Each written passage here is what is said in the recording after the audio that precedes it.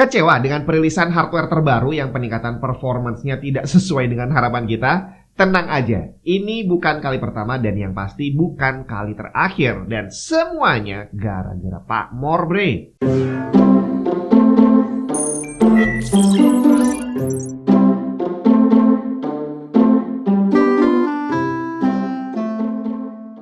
Buat yang lagi hunting komponen PC, bisa coba mampir ke tokonya Tech and Tips. Scan aja barcode ini atau klik link yang ada di deskripsi, terus cek katalognya. Ada beberapa komponen mantan review, ada yang baru, ada merchandise Tech and Tips, dan mau ngerakit PC juga bisa sekalian di sana. Konsultasi gratis, bre.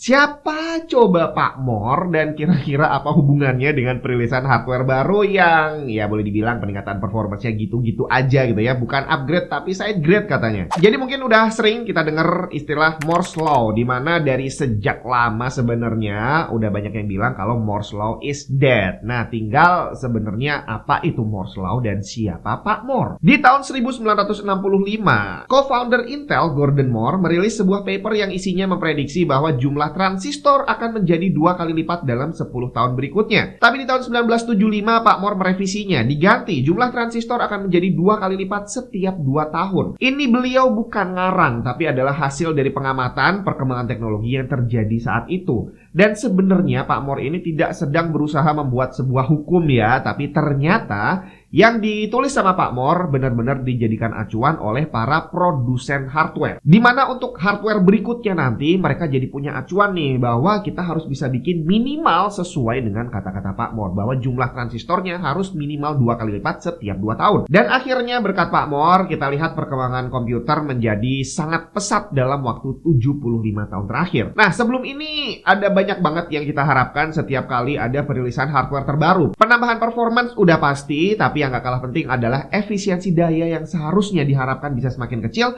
dan juga ukurannya yang kalau bisa dibikin sekecil mungkin. Dan sejauh ini semuanya berhasil. Komputer yang tadinya ukurannya lebih besar dari lemari pakaian dan menghabiskan ruangan sekarang udah bisa masuk ke dalam kantong. Dan yang lebih gilanya, smartphone yang kita pegang itu dia jauh lebih kencang dibandingin tadi komputer yang segede lemari pakaian yang digunakan beberapa puluh tahun lalu. Teknologi storage juga sama. Di tahun 50-an, hard drive 3,75 MB besarnya sama kayak lemari. Tapi sekarang SSD dengan kapasitas 3 juta kali lebih besar udah cukup masuk ke dalam kantong kita. Dan itulah yang kita lihat selama puluhan tahun, bahwa perkembangan teknologi benar-benar terlihat sangat eksponensial gitu ya. Bukan hanya performance yang jauh lebih kencang, tapi ukurannya jadi kecil banget dan juga butuh listrik yang semakin kecil juga. Sampai akhirnya beberapa tahun terakhir ini kita lihat kok perkembangannya kayaknya jadi berhenti ya. Apa yang terjadi dan kira-kira apakah bisa kembali menjadi cepat seperti sebelumnya? Apa sih yang membuat komputer yang kita pakai itu semakin hari semakin powerful tapi semakin kecil ukurannya dan semakin irit listrik? Transistor. Di tahun 70-an, prosesor Intel 4004 menggunakan 2300 buah transistor dengan ukuran 10 mikrometer. Udah lama nggak dengar mikrometer ya, yang kita dengar sekarang adalah nanometer. Nah, 10 mikrometer itu adalah 10.000 nanometer. Setelah itu ukuran transistor menjadi semakin kecil hingga akhirnya di tahun 2024, Ryzen 9 9900X sudah menggunakan transistor dengan ukuran terkecil 4 nanometer dan dia menggunakan hampir 17 juta transistor di dalam CPU sekecil itu. Kalau dilihat dari transistornya aja, berarti dalam kurun waktu kurang dari 50 tahun, ukurannya menjadi 2500 kali lipat lebih kecil dan jumlahnya menjadi 7000 kali lipat lebih banyak di dalam ruangan yang kecil banget, bre. Makanya nggak heran kalau akhirnya komputer yang tadinya gede banget jadi semakin kecil karena ukuran transistornya bener-bener udah nggak bisa dilihat mata. Tapi semakin kesini perkembangan yang sudah kita amati selama puluhan tahun bener-bener beberapa ribu kali lipat sekarang seolah-olah berhenti. Ryzen 9 7900X yang dirilis 2 tahun lalu menggunakan 13 juta transistor berukuran 5 nanometer yang terkecil. Nggak banyak berubah dibandingin yang barusan rilis tahun ini. Dan secara performance naik sih, tapi nggak wow juga. Dan itu bukan hanya satu kejadian. Intel juga sama, CPU Gen 14 kalau dibandingin Gen 13 nggak terlalu banyak. Gen 13 dibandingin 12 peningkatannya juga tidak terlalu banyak. Dan secara konsumsi daya listrik yang kita harapkan bisa semakin hari semakin kecil, ternyata enggak juga, karena semakin kesini konsumsi daya yang dibutuhkan oleh CPU modern malah justru semakin naik. Iya sih, performance-nya semakin tinggi, tapi ternyata listrik yang dipakai juga semakin gede. Saking gedenya sampai kemarin tuh CPU-nya Intel meleduk semua, bre. AMD juga sama. Walaupun kalau dilihat secara total angkanya dia tidak setinggi Intel untuk konsumsi listriknya, tapi itu dibayar dengan spek yang juga tidak terlalu agresif dan performance yang juga tidak setinggi Intel. Jadi di sini kayaknya rumus yang baru adalah kalau pengen kencang ya listriknya harus lebih boros. Hal yang sama terjadi di dunia GPU. Hari gini jangan sampai ketahuan kalau Windows kamu bajakan. Malu bre. Paling aman sih beli original aja. Di cdkisales.com kamu bisa beli Windows original dan dapetin diskon tambahan dengan menggunakan kode voucher TNT saat pembelian. Pembayaran bisa dilakukan menggunakan GoPay maupun OVO. Setelah pembayaran selesai, kamu akan dapat serial number yang bisa langsung digunakan untuk mengaktifasi Windows kamu. cdkisales.com juga menyediakan game dan software original lain seperti Microsoft Office. Selengkapnya cek link di bawah.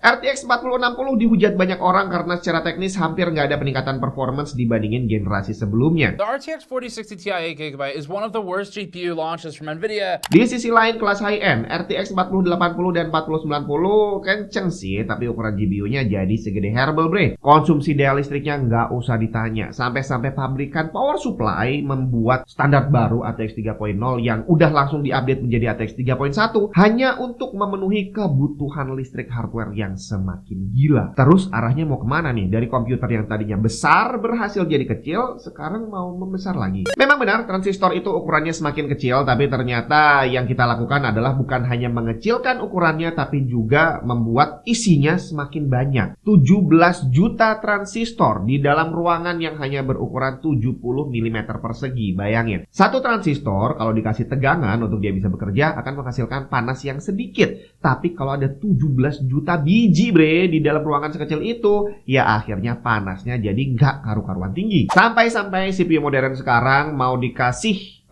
cooler pakai radiator 360 mm aja udah kurang bre, kurang gede segitu. Dan itulah salah satu dinding yang sepertinya sangat sulit untuk ditembus. Dan sayangnya itu bukan satu-satunya dinding. Dalam dunia microprosesor ada 3 buah dinding yang menjadi penghalang. Yang pertama adalah memory wall. CPU-nya udah tambah kenceng gitu ya, tapi ternyata teknologi memori tidak bisa mengikuti bre. Sampai akhirnya memori yang ada sekarang, RAM itu ya, itu kurang cepat mensuplai data untuk bisa diproses sama CPU. Akhirnya di dalam CPU dibutuhkan satu mekanisme untuk bisa mengakali hal ini. Jadi untuk bisa mendapatkan suplai data yang lebih tinggi, mereka harus pakai yang namanya cache. Dan hal ini terbukti dengan teknologi 3D V-Cache-nya AMD kemarin yang bisa meningkatkan performance gaming dengan cukup signifikan. Dinding kedua adalah ILP wall, Instruction Level Parallelism. CPU sekarang punya banyak core, tapi softwarenya tidak semua bisa memanfaatkan core yang sebegitu banyaknya. Akhirnya yang harus mengembangkan teknologi bukan hanya dari sisi hardware, melainkan dari sisi software. Dibuatlah hyperthreading dan sejenisnya agar software ini bisa memanfaatkan single core yang udah sebegitu cepatnya biar nggak nganggur, apalagi core-nya ada banyak gitu ya. Tapi hal ini nggak gampang, jumlah core semakin banyak tapi softwarenya seperti keteteran buat ngikutin, dan hasilnya walaupun kita upgrade CPU dengan core yang semakin banyak, ternyata dalam kondisi tertentu tidak bisa menambah performance. Jadi akhirnya sia-sia kita upgrade CPU mahal-mahal. Dinding terakhir adalah power wall. Dan ini adalah dinding yang paling sulit ditembus karena bukan lagi hubungannya dengan gimana mengakali hardware atau mengakali transfer data lewat memori gitu ya. Tapi lebih ke arah hukum fisika, di mana hukum fisika ini boleh dibilang sifatnya mutlak, dan kalau nggak bisa ditembus, ya udah nggak bisa, karena itu udah takdir bre. Membuat transistor yang ukurannya semakin kecil, nanometer itu nggak gampang ya, jadi butuh effort dan biaya yang luar biasa besar, dan itu pun akan ada waktunya. Mau secanggih apapun alat yang kita punya dan sebanyak apapun dana yang bisa kita sediakan, akan ada waktunya transistor nggak bisa menjadi lebih kecil lagi. Di tahun 1975, Pak Moore merevisi statementnya soal transistor, tapi itu bukan yang terakhir. Di tahun 2005, beliau mengatakan bahwa prediksi sebelumnya tidak akan bertahan selamanya. Hukum alam akan mengambil alih. Ukuran transistor sudah semakin mendekati ukuran atom, yang berarti sudah tidak bisa menjadi lebih kecil lagi. Oke, berarti 4 nanometer mungkin bisa jadi 3, 2, 1, terus udah berhenti. Habis itu akan kemana? Apakah beralih ke quantum computer? Sayangnya hal itu sepertinya masih cukup jauh ya, karena teknologi quantum computer sampai hari ini boleh dibilang jauh dari matang. Untuk bisa menjadikan quantum computer menggantikan PC, sepertinya masih butuh waktu yang sangat lama ya. Dan sepertinya berarti kita masih harus stuck dengan teknologi transistor. Tapi tadi dibilang bahwa transistor udah nggak bisa menjadi semakin kecil lagi. Karena semakin dia bertambah kecil, semakin ukurannya mendekati atom. Dan kalau udah mendekati atom atau sama dengan atom, akhirnya hukum fisika udah nggak berlaku di sana. Yang berlaku adalah quantum physics, bre. Di mana fisika kuantum ini adalah dunia yang sangat berbeda. Hukum fisika yang bisa kita lihat dengan mata ini tidak berlaku di sana. Jadi kalau kita masih harus menggunakan transistor, kira-kira bakal kemana nih arahnya? Karena di beberapa generasi terakhir ini kita lihat lompatan performance-nya tidak terlalu signifikan. Yang ada malah ukurannya semakin besar dan konsumsi listriknya yang juga semakin besar. Jadi kalau kamu kemarin termasuk golongan yang menghujat setiap kali ada generasi baru yang dirilis, ya sepertinya kamu bakal capek menghujat terus ke depannya nanti. Karena hal ini masih belum selesai. Transistornya bisa semakin kecil tapi udah mentok. Dan kalau udah mentok, gimana lagi caranya untuk kita bisa meningkatkan performance? Ya kayaknya nggak ada cara lain selain nambahin transistor lagi. Tapi karena ukurannya udah pas, berarti yang bisa dilakukan adalah memperbesar luasan areanya. Memperbesar ukuran CPU-nya untuk bisa ditambahin lebih banyak transistor lagi. Kapan itu akan terjadi? Udah terjadi, bre. Intel kemarin udah memperbesar ukuran CPU-nya sejak Gen 12. Atau kalau mau kita lihat lebih luas lagi, Threadripper dan Epic itu ukurannya jauh lebih besar dari Ryzen. Termasuk ukuran cooler yang semakin lama juga akan semakin besar. Kita lihat cooler GPU. Semakin kencang GPU-nya, semakin gede coolernya. Nah, kalau GPU tadi kan udah langsung kelihatan tuh karena dia dijual sepaket. Kalau CPU hampir nggak kelihatan karena coolernya kita beli terpisah. Seolah-olah kita dikasih opsi untuk beli cooler yang nggak perlu gede-gede. Tapi pada prakteknya nggak bisa, bre. Pakai liquid cooler 360 mili aja, kita masih harus membiasakan diri untuk melihat temperatur CPU menyentuh 100 derajat Celcius. Jadi kalau kamu kecewa dengan semua hardware yang ada sekarang karena setiap kali keluar gen baru lompatan performance-nya tidak sesuai harapan, ya sepertinya itu akan terjadi terus-terusan di beberapa tahun ke depan kali ya. Karena yang dihadapi sama produsen hardware sekarang udah hukum fisika. Mereka head to head sama Tuhan, bre. Itu aturan yang tidak bisa dilawan. Kalau kita lihat yang lain, SSD contohnya juga ternyata sama aja. Kita udah sampai di teknologi NVMe Gen 5 saat ini, dimana secara speed memang kenceng banget, tapi panasnya luar biasa. Sampai akhirnya SSD NVMe Gen 5 yang kita pakai, idealnya didinginkan dengan cooler aktif. Nggak cukup lagi pakai heatsink. Padahal dulu yang namanya storage drive nggak perlu sampai segitunya. Tapi sekarang butuh banget, bre, pakai cooler yang ada heatsinknya tebal dan dikasih kipas. Kemudian ditambah lagi dengan power supply yang semakin hari semakin gede kapasitasnya.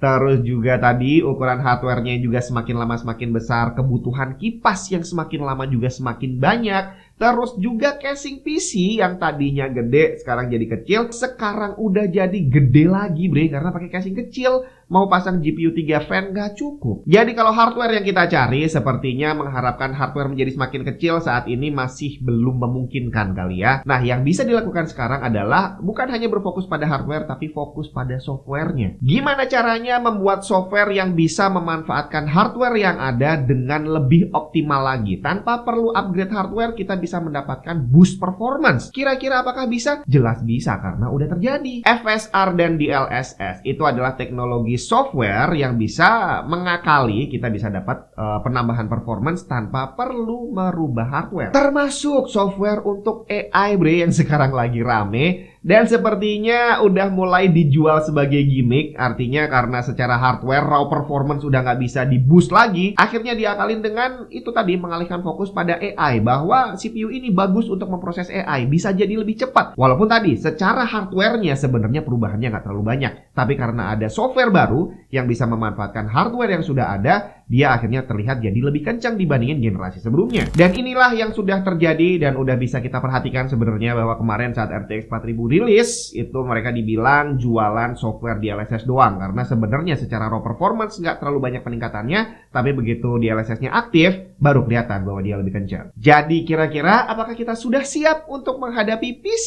yang nantinya akan semakin gede?